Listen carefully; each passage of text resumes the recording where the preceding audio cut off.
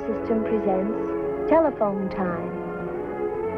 Telephone Time with Dr. Frank Baxter. How do you do, ladies and gentlemen?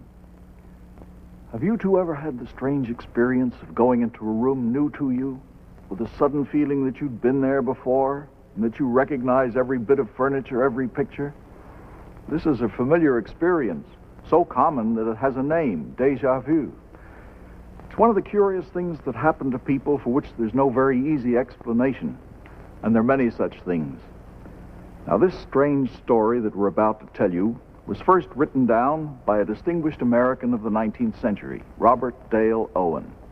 He was a writer, a political thinker, a congressman, and served as United States minister abroad. And other people have recounted this story, too. It took place on the bark Vestris.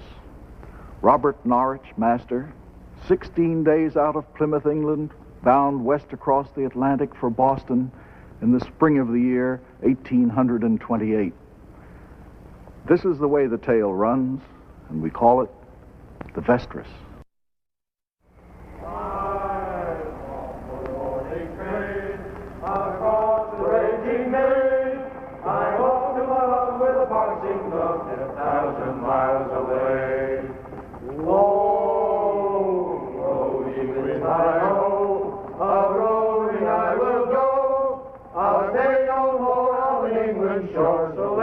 Music play.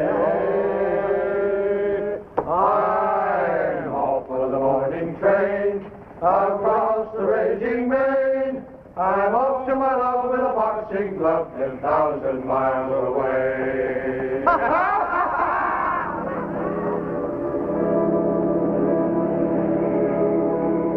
Morning, Mrs. Norrich. It's nice to see you on deck again.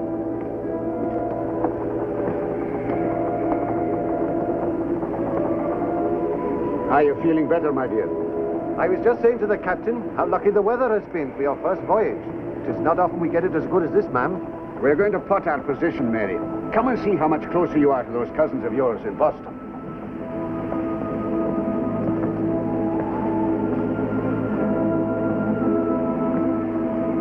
It is a happy ship you're on, ma'am, and 'tis no wonder, with such fine sailing as we've had.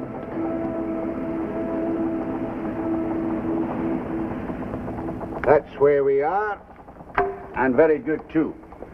Come over here, Mary. Come on, lass. That's our position. Don't you think we've come a long way in 16 days? There's still a long way to go. Yes, indeed, ma'am. But at the rate we've been going, it won't be long before we get there. 8 bells already. Excuse me, ma'am. I'll leave the course for the next watch, and I'll be ready for my dinner. 49 degrees, 37 minutes north latitude, 35 degrees, 13 minutes, 20 seconds west longitude. Come 3 points south. There. Now I'm ready for my dinner. I'm famished. Oh, Mary, many's the time I've wished you on board my ship with me. And here you are at last. You brought good luck with you, lass. Never have I known such winds.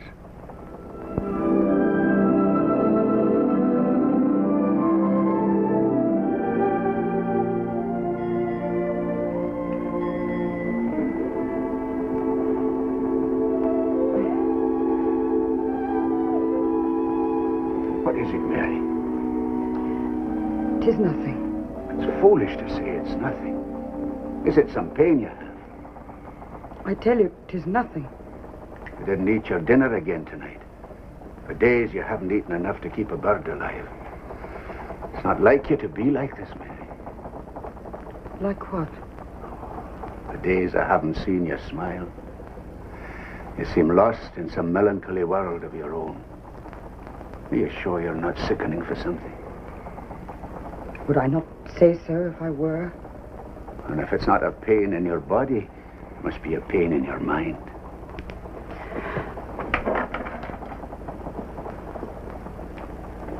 You're hiding something from me. You've never done that before, Mary. Is it the sea? I hate it. Aye, it does affect people that way sometimes, till they get used to it. The monotony of seeing nothing but water. No, it's not that. It's something deep down. Cruelty. Oh, come now. There's no more cruelty in the sea than there is in the land, with its storms and its fires. I'll tell you something about the sea lass. When she takes life, she does so a lot more mercifully than does the land. It's the voices that come from it. Voices? Day after day. Even in my dreams, I hear them. Saying what?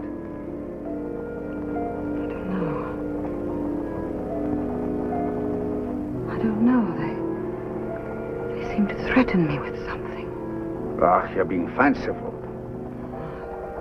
That's what I tried to tell myself.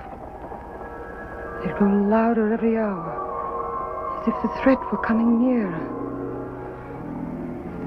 It's cold in here. Where's my shawl? The sea's getting on your nerves. It did on mine. It'll pass. I must have left it in the chart room this morning. You talk about getting your sea legs. Getting your sea mind is much more difficult sometimes.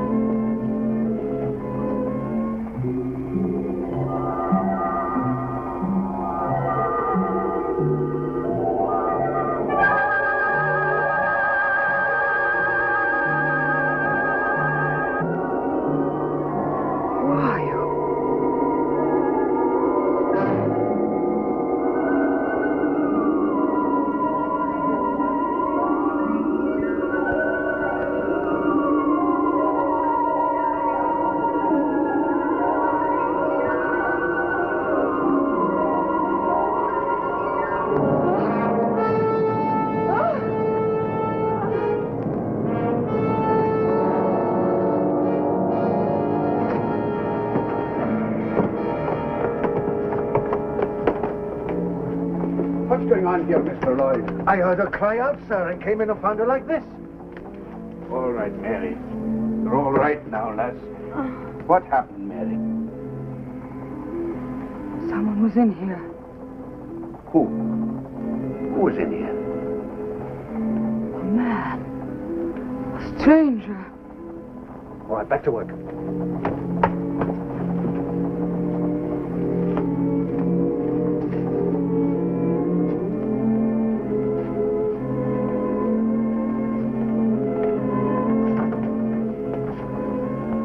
Must have been your fancy, ma'am. There's nobody there. All right, Mary. You're all right now. Come on. Come with me. Get out of here.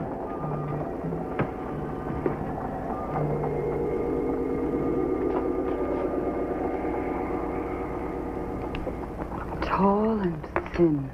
But there was no one there. He wore a jacket with a hood over his head. And when he turned and looked at me, his face was like that of death. His eyes were full of suffering. He tried to say something to me. 'Twas but your fancy, lass. Come now. Take a sip more of this. I saw him as plainly as I see you. Why would I lie to you? Who's there? Mr. Lloyd, sir. Oh, come in, Mr. Lloyd. Help me persuade my wife that there was no one in the chart room. Why do you keep saying there was no one there when I say I saw him? He was writing on that slate. Is there nothing on it? Well, is there writing on it? Steer northwest.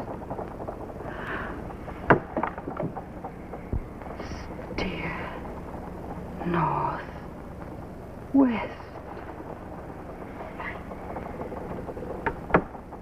This is not your handwriting, Robert. No. Is it yours, Mr. Lloyd? No, ma'am, it is not. Or one of the men's? One of the men write like that. Why, most of them can't write at all, ma'am. Are you so sure now that it was just my fancy? If there was someone in there, he must have slipped out before you got to Mrs. Norrich. A stowaway, sir? I'll soon find out. Aye. Come now, my dear. You take a rest. We'll get to the bottom of this. Come on.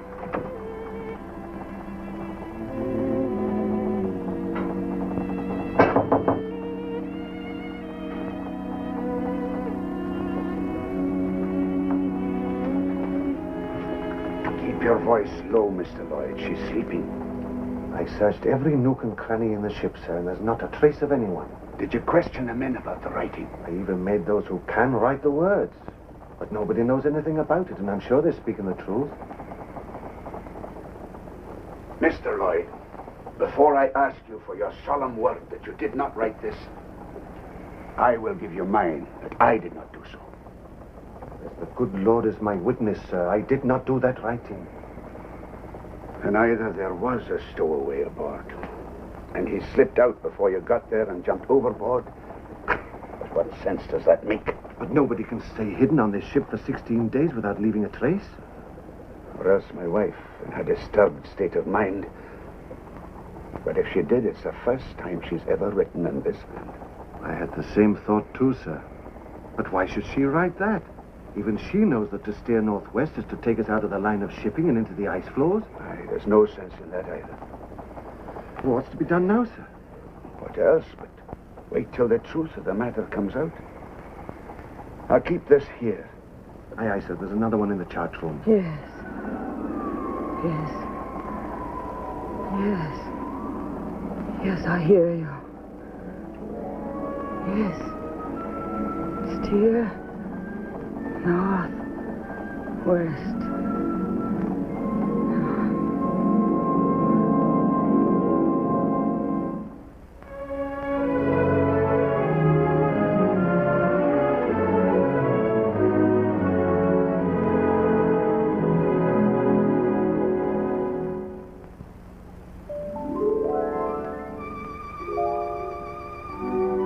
This is your wife. Your lucky pal. You married more than just a pretty gal. Why, day in, day out, she's the family cook, the maid, chauffeur, hostess, nurse. All of them her. And when she's dressed up for an evening out, doesn't she look worth shouting about? How does she do it day after day? Well, she plans your life the modern way, by telephone. Helpful, handsome, handy telephones. Right at her fingertips. Right at her side. A telephone on her kitchen wall. She can decide and order, cook, and call. A phone in the nursery, the bedroom, the den. She saves herself trips again and again. Rush steps, slow steps. Handy phones mean no steps.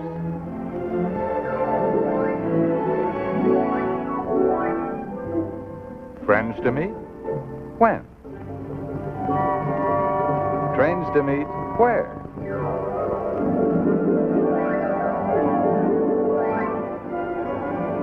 Using her phones, give her time to spare.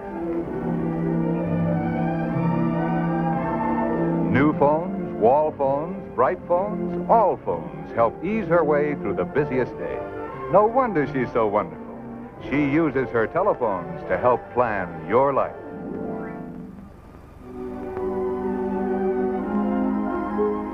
Taken all in all, she's quite a gal, your wife.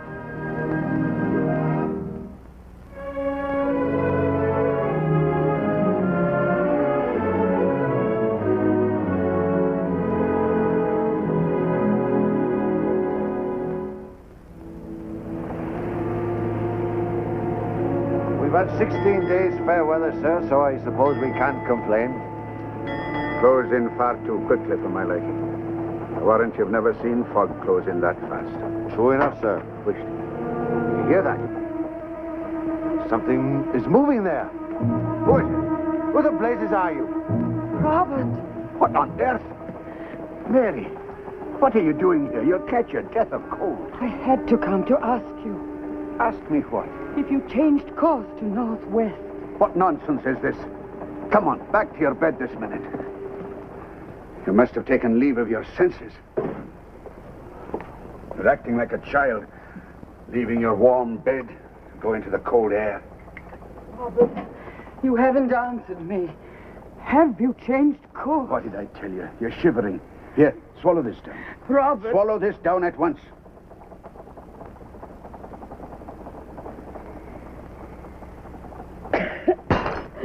Oh, darling, I'm sorry. I didn't mean to speak harshly.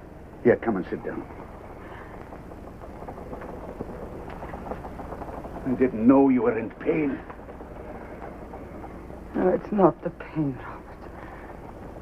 I saw him again. That man. Where? In here? In my dreams. He kept saying over and over, steer northwest. It was only a dream.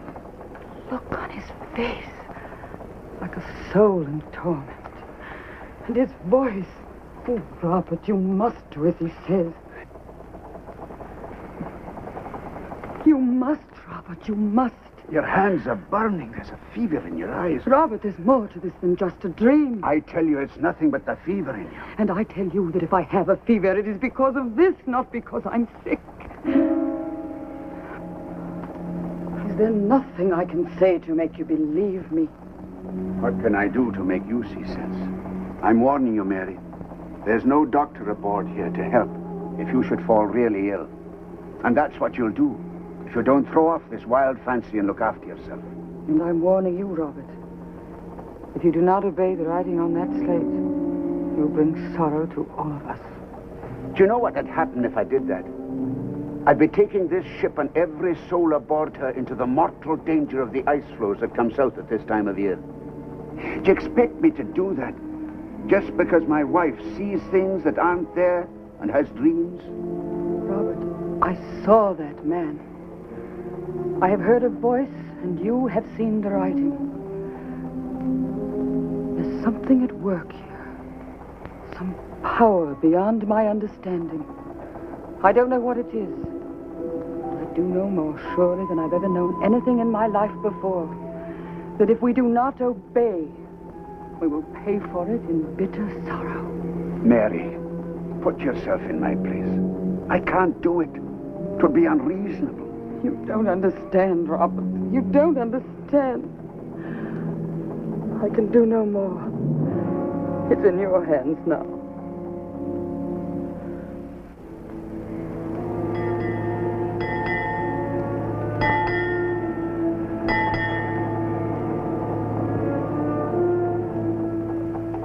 How's Mrs. Norrich, sir? It could be the intestinal fever she's sickening for. The pain in her side, I've seen it before. She's half crazed with that writing. I don't know what to do with her. Aye, it's been on my mind too, sir. And it's strange, this fog coming down out of a clear sky like this, like a sign. You mean to say you think there's something in this? Well, now, sir, they do say that us Welsh do feel things. Superstition, they call it. But the trouble is, the people who talk like that, they don't explain. Like where that writing came from, for instance. This fog, too. Have you noticed now how the wind has veered around to the southeast, sir? Mr. Lloyd, are you trying to advise me to change my course to the northwest? Oh, no, sir, that's for you to decide. But I was thinking that if we ran northwest before this wind, well, just for a bit, of course, we might clear this fog. Might help her to calm down and see sense. It does nothing else. Very well, Mr. Lloyd. Get your sails trimmed. Aye, aye, sir.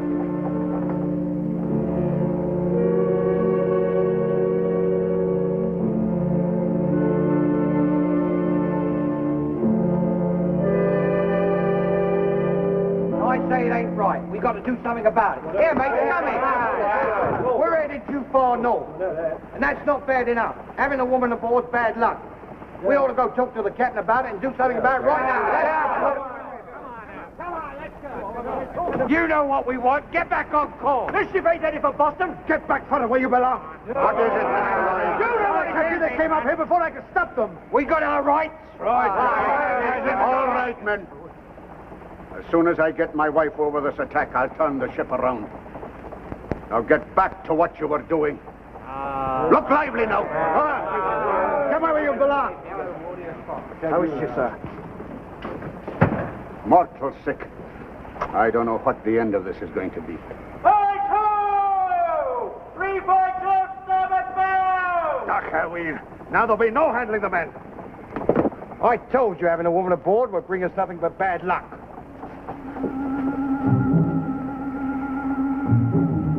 Man, it can't be true. That's what you get for being so far north. It's an ice blow, sir. And unless it's seeing things I am, there's people on it. You're right. There are 3 of them. Mr. Lloyd, bring her round. Aye, aye, sir. 2 of you get ready to lower a boat. Here! We're saved. They've seen us. We're saved. We're saved. Here, wake up. Wake up. We're saved. They've seen us. Look. Ahoy! Put it in.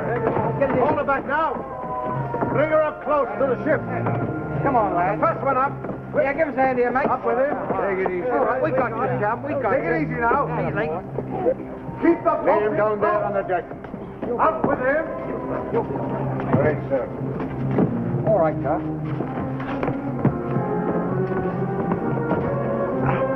Two of them are all right, sir. All right, lad. Take these men below.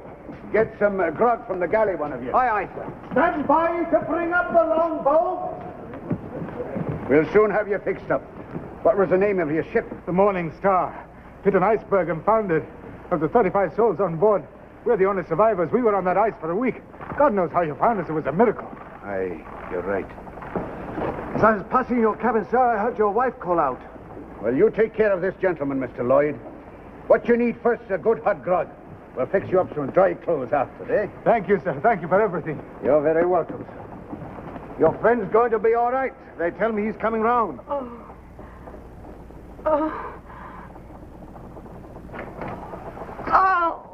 Mary, I'll send back to the floe and pick up some ice. It'll numb the pain. There now, Mary, lass. There now. We'll get back on course and pick up a ship with maybe a doctor on board. Sir, here's a doctor, a surgeon, one of the rescued. Are you really a doctor? Yes, but what seems to be the trouble? It's the intestinal fever, I think.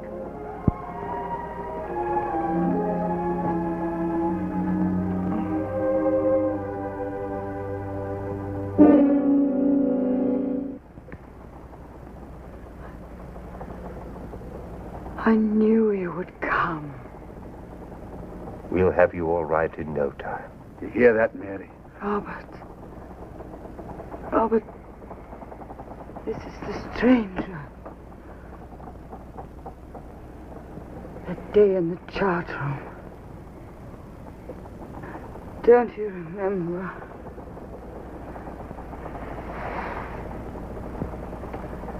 How long has she been like this? 4 or 5 days. It was 4 days ago that I saw you. Can you do anything for her, Doctor? Of course he can. Now, don't you worry about a thing, ma'am. I'll go get cleaned up.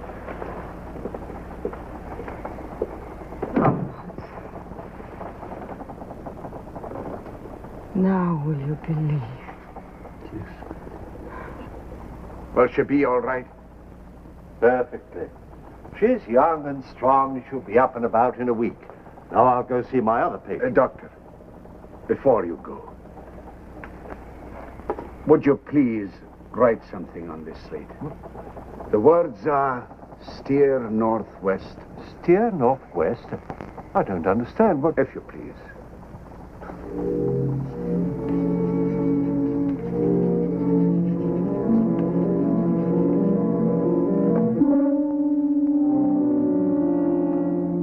Doctor, 4 days ago, words were written on the other side of this slate. And by nobody aboard this ship. Read them.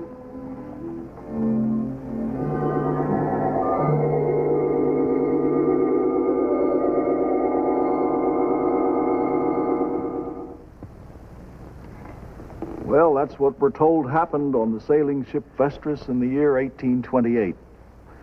Was all this the result of hallucination, of second sight? Was it mere coincidence? Well, after this announcement, I'll give you the only comment we have to make. Gate 27. All aboard, please. I'll call you, dear, as soon as I get there. Well, Dad's off on another business trip. Hello? Hello, darling. Have a good trip? The children are fast asleep. No, here they are. They want to say good night. No matter where you go, it means so much to keep in touch by telephone. There are many phenomena and events that baffle our imagination and understanding, strange occurrences for which there seems to be no easy, rational explanation. Certainly, I don't intend to offer one for this. Perhaps in 100 years, man will be able to understand what took place in this strange legend of the Vestris, but for the moment, we can't. We brought you this story because it seemed like a good yarn and one quite worth the telling. Now let us look at our story, our true story, for next week. She was a militant pacifist. He was one of the world's wealthiest men. But she hated his work even as she loved him.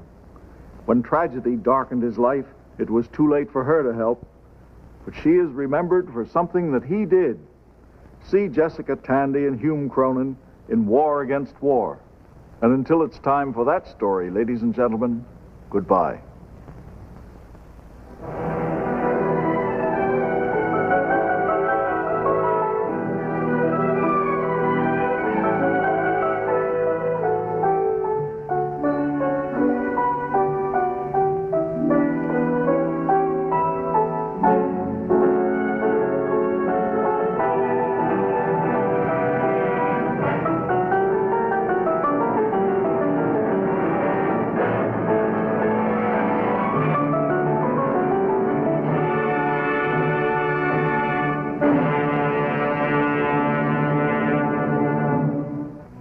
Join us for telephone time next week.